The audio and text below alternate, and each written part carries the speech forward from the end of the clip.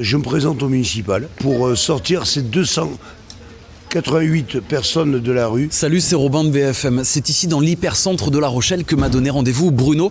Il faut savoir qu'ici, tout le monde le surnomme Papy. Dans la communauté de SDF que l'on est, je partage et protège toute cette communauté. C'est-à-dire que si quelqu'un a besoin d'une pièce, de savoir où se laver, de savoir où manger, de savoir où trouver des vêtements, où trouver tout ce qui a besoin pour sortir de la rue, eh bien, je les aide. Il nous manque 40 centimes pour acheter un petit café. Est-ce que vous pouvez nous aider, s'il vous plaît ?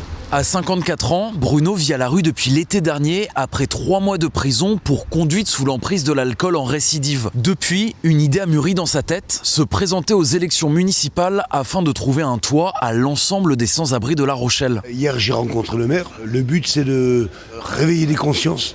Je ne serai jamais élu, il faut pas... Enfin, je suis lucide.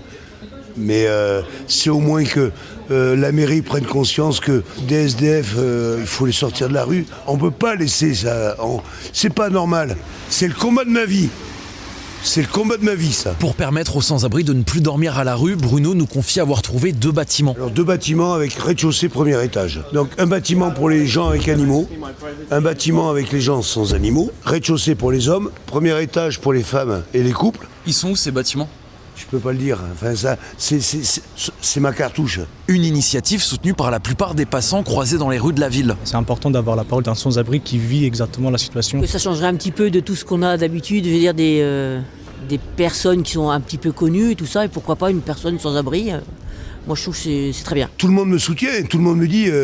Papy, ce que tu es en train de faire, mais c'est incroyable. Pour la mairie, l'idée est bonne, oui, mais difficilement réalisable, faute de moyens et de place. C'est du rôle de l'État de s'occuper des SDF. Alors pour moi, c'est illusoire de penser qu'on va pouvoir très facilement loger les SDF. Il n'y a pas assez de structures d'accueil, on n'a pas de logement, tout est plein et archi plein. Quand ils appellent le 115, il n'y a pas toujours de place pour les loger. Il y en a qui sont obligés de rester à la rue. Aujourd'hui, Bruno espère pouvoir rencontrer l'ensemble des candidats rochelais, intégrer une de leur liste et pouvoir mener ce qu'il appelle le combat de sa vie.